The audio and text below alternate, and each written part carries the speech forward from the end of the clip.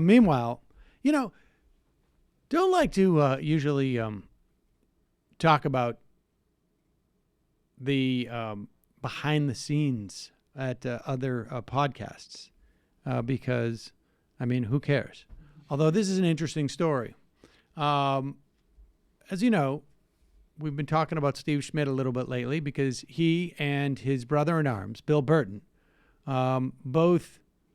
What's the name of that god with the money? What's the Schultz. Mammoth? No. Who is it? Who do you sit to? You bow down to? Lakshmi? No, I don't know. I don't know. What are you thinking? Hindu god? What? I can't remember. Moloch? Yeah, maybe Moloch. No, not Moloch. Is that money? Anyways, these guys. Steve Schmidt's like sitting here like, these guys don't know the money god. Don't know the money Losers." god. Look, I like money. Mammon. Mammon. Yeah, there Mammon. you go. Mammon. Oh. I like money. Money's good. That's great. But I think it would take a tremendous amount of money for me to not just sell out, but to sell out so nakedly and so vividly, right? Like, it's one thing to say, like, yeah, 15 years ago I believed that, but today I don't, so I'm going to take a big chunk of change. It's much tougher to do that when it's like 6 weeks ago I believed something wholeheartedly, and then all of a sudden somebody drove a Brinks trucks up to my house, and I was like, who's going to notice? Well, apparently a lot of people noticed when Steve Schmidt did it. And I don't know exactly how much money Howard Schultz is paying Steve Schmidt, but I imagine there are a lot of zeros at the end of that figure. And that the figure itself may very well be double digits. Maybe it's just a single digit, but I have a feeling that there's at least six zeros after it, right? And apparently he just thought, nobody's going to notice. Certainly not the people who work on the podcast I do every week are going to notice. And so Steve Schmidt has this podcast called Words Matter.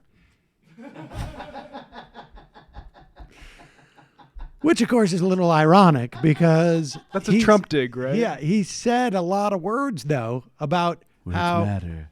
In fact, there was a piece in Vanity Fair, I think when they were launching this podcast, and he does it with Elise Jordan, who is, sort of I think she's now a former Republican, and always had sort of, sort of moderate leanings.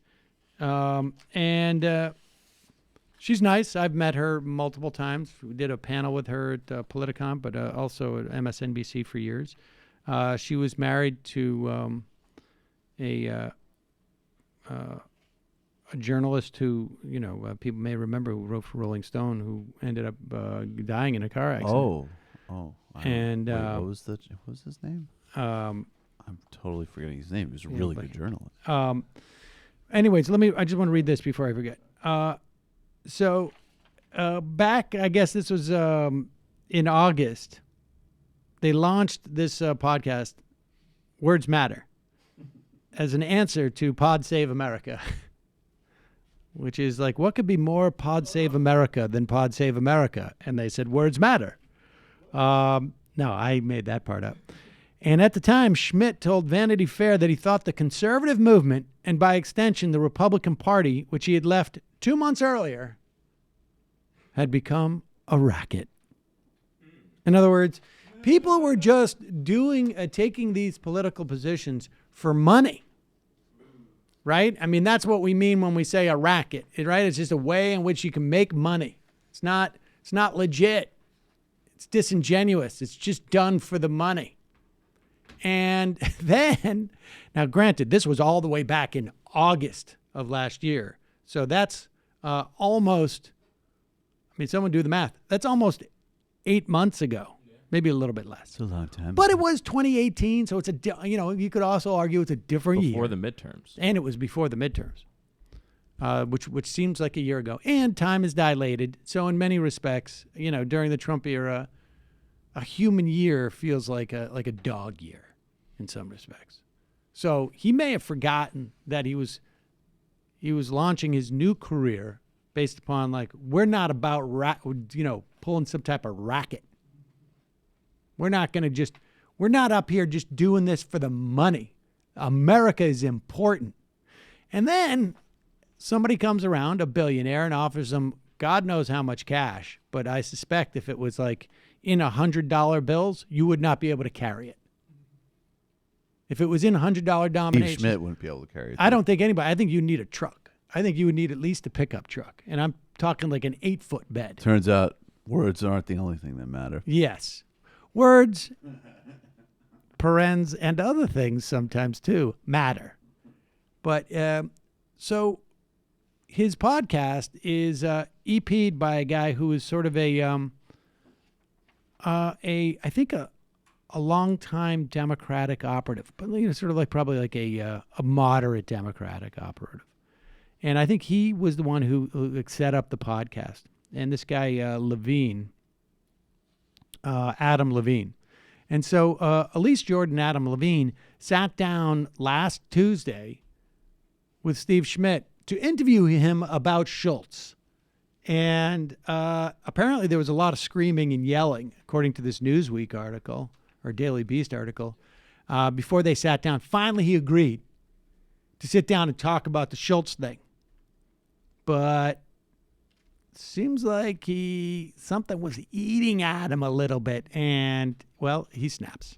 Will this be, if Howard Schultz does decide to enter the race, will he run an issues-driven campaign, and will reducing the deficit continue to be, as he said, his primary focus? I think the thing that you will most see from him in the conversation that lies ahead is honesty.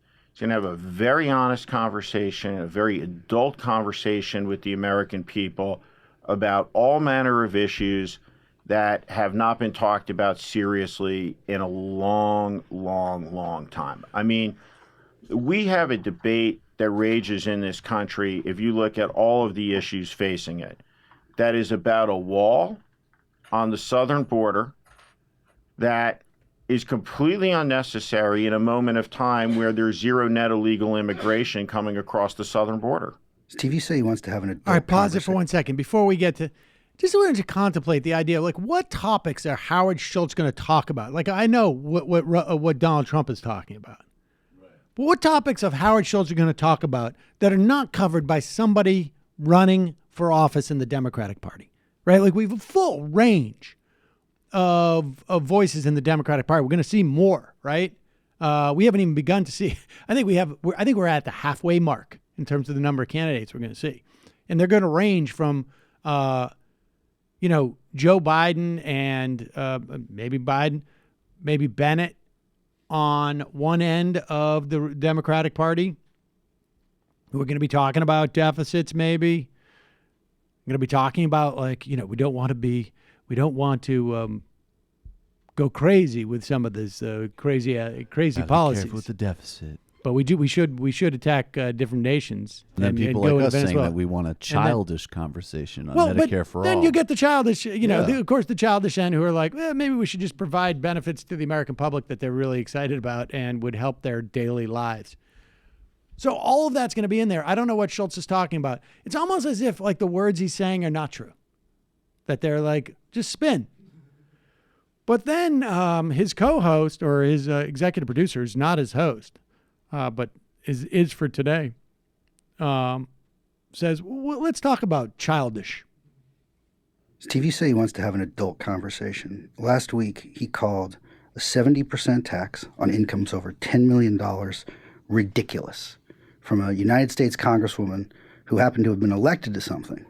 Now, I know you're a guy of words, Steve, and ridiculous means deserving or inviting derision or mockery, absurd, synonyms, comical, hilarious.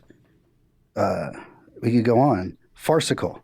Is that what does he really mean, that a tax on incomes over $10 million at 70%, which is widely popular with the American people, is ridiculous? Is that an adult conversation?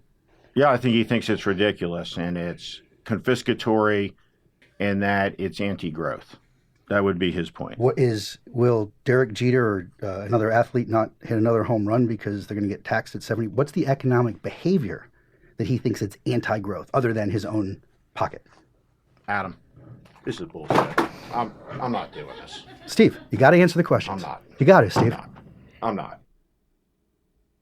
Unfortunately, the interview ended there. We wanted to ask Steve some serious and important questions about his new role. Yeah. Fuck you, Steve. We hate you back. Well, Steve basically just screwed them over too. Ended the podcast more or less, I guess. Blew it up because he has to go work for Schultz, and that's a full-time job when you are pretending to. I mean, he took a confiscatory approach to that podcast earnings. Exactly. He's also a confiscatory approach in terms of some money he's going to take from from Howard Schultz. Oh yeah, he's got a very confiscatory approach to Howard Schultz's money. Now let me just say this. I will say this. Okay, in all fairness, Steve Schmidt, he has shown that he has got more comfortable, that there is something, I want to say there's something inherently with being a Republican that makes you run a racket, right? Because as much as he sort of left the Republican Party because it turned into a racket, and the conservative movement because it turned into a racket, he ended up falling back into another one very shortly after that, which incidentally threatens the very thing that he left the Republican Party for, which is to reelect Donald Trump. And may I also just state, this guy gave us Sarah Palin. And I was going to say, remind you, this is the guy who basically, I don't know if he was the midwife for Donald Trump. He was like the doula for Donald Trump. He just helped in the birthing of Donald Trump by bringing us Sarah Palin. But to be fair, as bad as Steve Schmidt is, Bill Burton may be worse.